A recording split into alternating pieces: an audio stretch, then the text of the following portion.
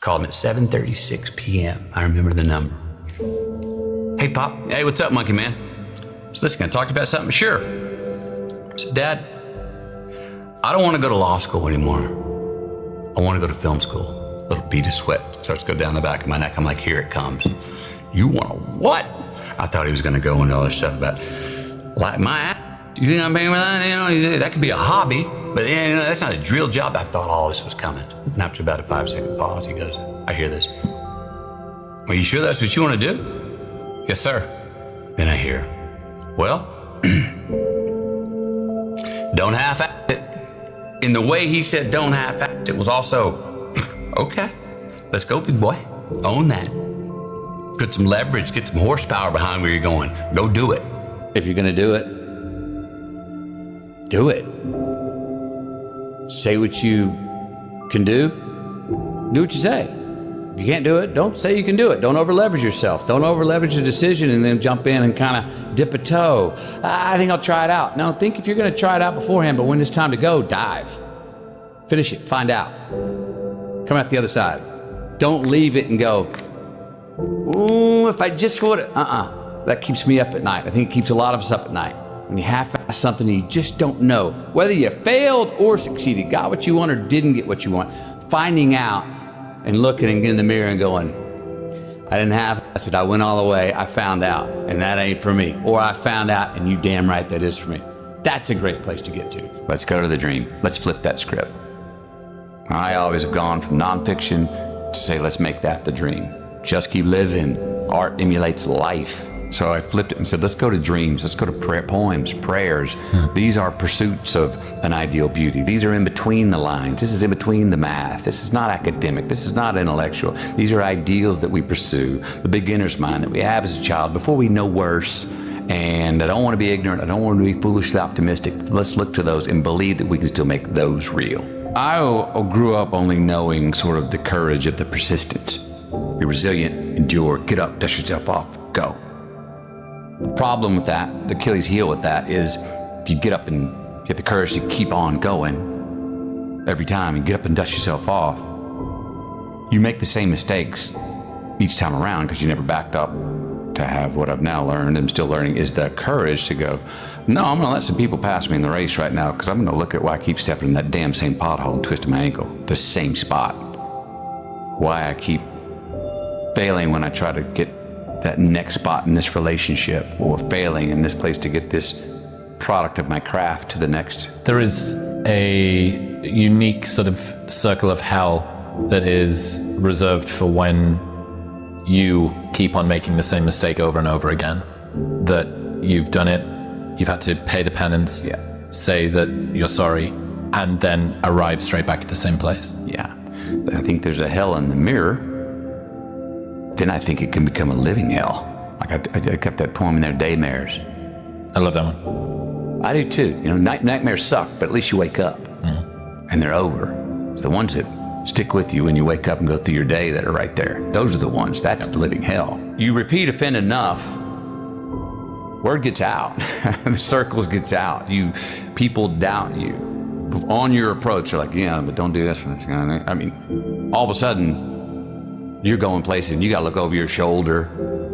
You gotta see who's there that I didn't pay back. Who do I owe? What bridge did I burn? What person did I betray to get where I am? That's a life, that's a living hell. Well, forget that in the modern world you can move from city to city. At least you can, in some regard, leave your reputation behind. However, if you lose your reputation with yourself, if you no longer trust you, I don't keep my own word. I know that I'm not a trustworthy person. I keep making promises to myself and to other people and I keep on breaking them. I keep doing something that hurts other people or the same person. They don't trust me anymore and, I don't trust me anymore. If I said I can't, my dad's teeth would just start to go, excuse me? You sure you're not just having trouble? I remember this one time I going out to do my chores Saturday morning to mow the lawn, and I couldn't get the damn lawnmower to start. Checked everything, couldn't get it started. I'm going inside, I said, Dad, can you help me out? I can't get the lawnmower started. And he turned around, saw his molars and went, and he got up, walked with me through the kitchen, through the garage, out the backyard, went to the lawnmower, messed around, pulled a couple things out, after about 10 minutes, boom, cranked it. And while the lawnmower was running right there, he came over to me and bent down and looked me in the eye and he goes, see, son, you were just having trouble. Be less impressed and more involved. More involved, yeah. What did you mean by that? And where did that come from? It came from, we grew up hardcore on gratitude. I'm a very thankful guy. And being thankful and having gratitude is very important, but you can't stop there because too much just, oh, I'm so happy to be here. You're so impressed to be here. Thank you for having me, which we should have. But if you live only there, we can't be present and be involved in whatever we're doing and do it as well as we want to do it. You got to go, no, thank you for letting me be here and I'm supposed to be here. Now let's go. If I'm even talking to you, if I'm here going, man, I'm so happy to be here. If I'm just happy to be here and go no further than that, we can't have this conversation. I won't be there yet. I can't be grounded enough to have it right here. I'd be like, I'd anticipate my thoughts. I'd, say something that is only the pretty stuff and not the ugly stuff, or, oh, don't want to be mean. So to be involved allowed me to be more honest and have more courage. When we're involved, we're more honest and have more courage to do what we're fashioned to do. Life was nothing but green lights, and we didn't have yellows and reds, things that make us pause, hardships, crises, times for introspection. Then what the hell would it all be for? We need the yellows and the reds. That's how we evolve. That's how hopefully there's some ascension to our being. That's how we give some credit to time and growing older. If we were the same person today that we were 20 years ago, then what the hell are we doing? If anything, I would say to my 15-year-old self, go fail more. If anything, I would say to you, go fail more. Forget them. Those people on the sideline that are saying the thumbs down or calling you something or being snarky, they're on the sidelines for a reason. You've got this great line where you say so many people are obsessed with how to live longer instead of how to live better. Yeah. How do you come to think about that? I'm for it, the longevity. I'm for it. But in the pursuit of it, are we measuring quality of life along the way? Some people aren't. And I personally don't want to have the highest number, but then go, well, that wasn't any fun, or I didn't enjoy that, or that sucked. Profit measures quality with the quantity. So I'm saying real success is when you have profit. Well, really great longevity would be for those quality years, quality time left in this life. I also say that because while I'm not looking forward to it, I'm not really afraid of death or dying. I'm not looking forward to it.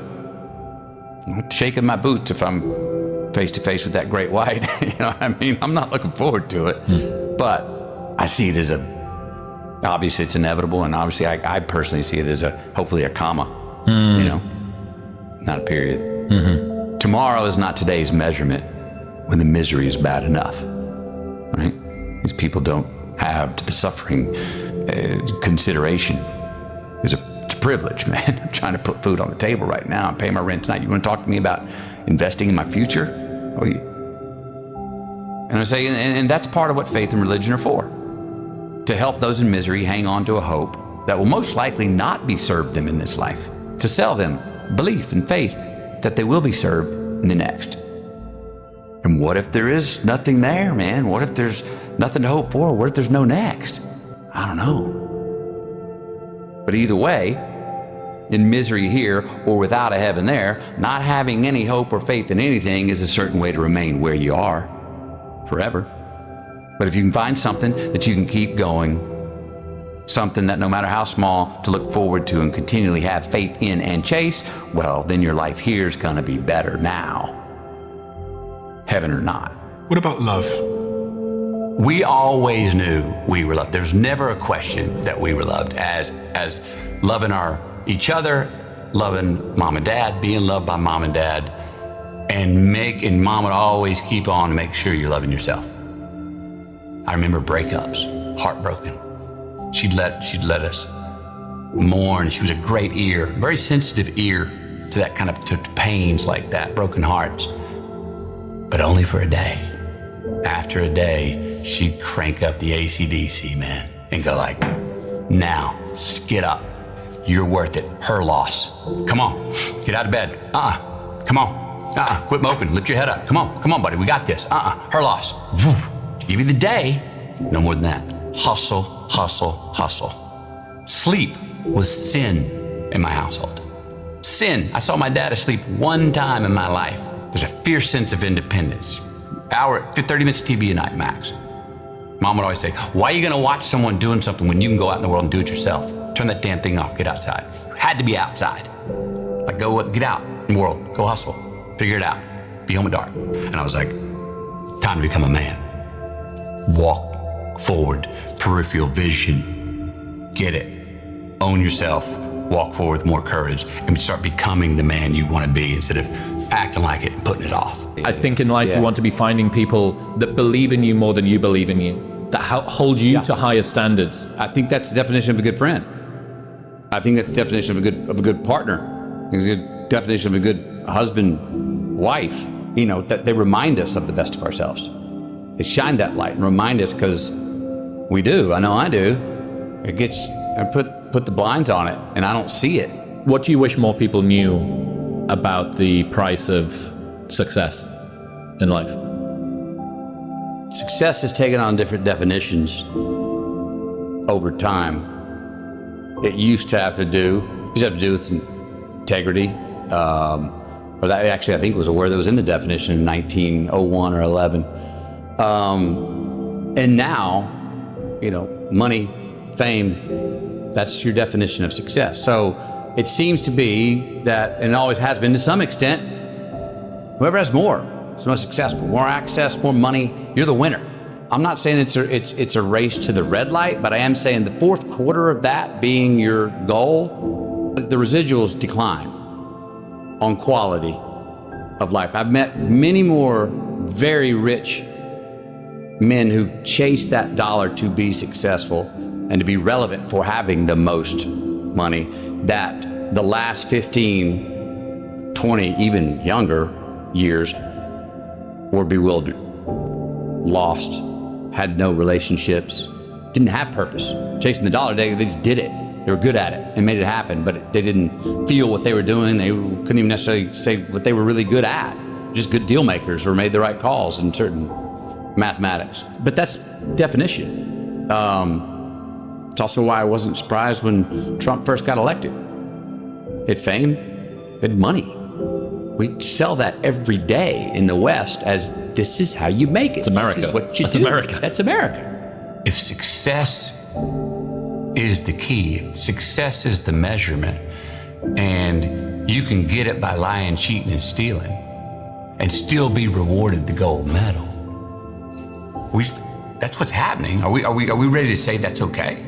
Are we ready to say that's just how it is? We have leaders in positions now that are saying, yeah, just win. Well, just win, just succeed. But yeah, I don't care how you get there. You did it. Congratulations, come to the front of the line. So what are the ethics? I don't know, what'd the winner do? Well, but wait, what about rules? Oh yeah, by the way, the rules, if you follow them, you're a sucker. I started to find myself going, oh, wait a minute. I'm not ready to say. That's just how it is. I'm interested in so many things that my hunch is to not take on more campfires, but to keep putting logs on the fires that I've built. And to do that, the clouds that come with fall just nip ambition in the bud just a little bit. They put a little bit of a roof. I'm not as big of a fan of the 30-foot vault ceiling right now. I like that 10-footer, that 8-footer. I feel ambitious looking laterally instead of, the four-dimensionally.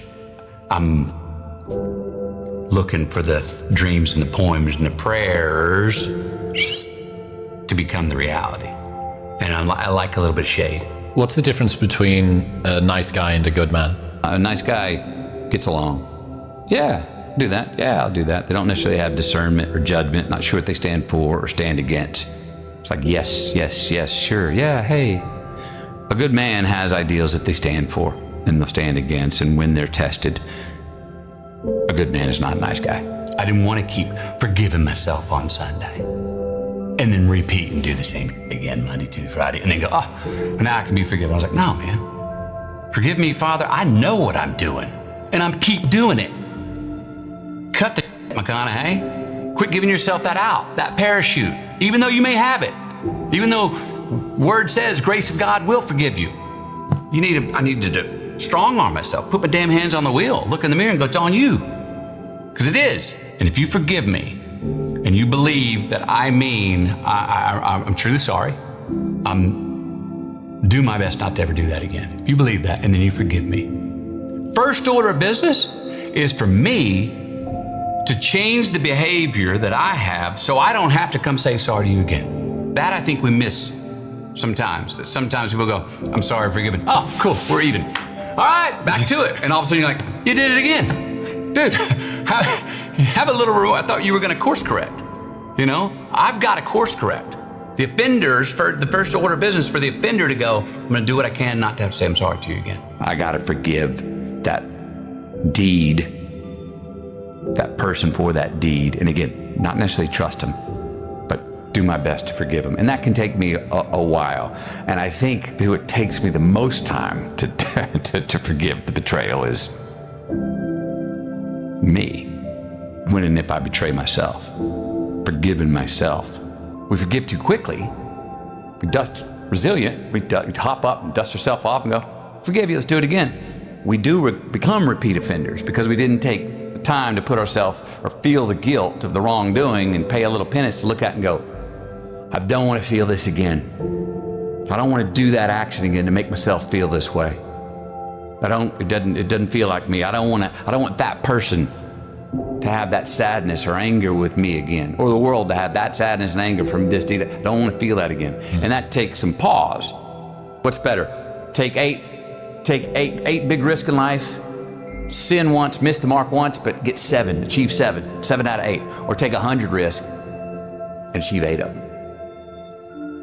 My hunch is that if there's a God, he's saying, go for the 100 and get 8, rather than 8 and get 7. If you're not taking enough risk to sin or miss the mark, which is what sin means, to fail, what are you doing? Don't go back with even money. Go back with the safe bets. Life's mystery going forward, the science looking back. When you look back, we can all connect every single dot. It's mathematical, scientific, how we got to this table right here. We got plans for this afternoon, but we're not sure what's going to happen. But everything looking back, it's all connected if we go back and look at it. And there's a whole lot of, I thought that was the end. Well, it was the end, but it was the beginning of this thing. Or I caught that red light and therefore made me 60 seconds later to get to that cafe where I met that movie producer or that woman who became my wife or whatever that is. It don't make sense at the time, but boy, looking back, it's all a science. Where I said, self-reliance, it's on me, man. Forget fate, I'm not relying on God. I ain't praying for nothing, it's on me. Responsibility, self-reliance. I believe that when I came, and you need both. And yes, there's a time for it, inshallah. God willing, there's a time for it. Well, if it's supposed to be, it will be.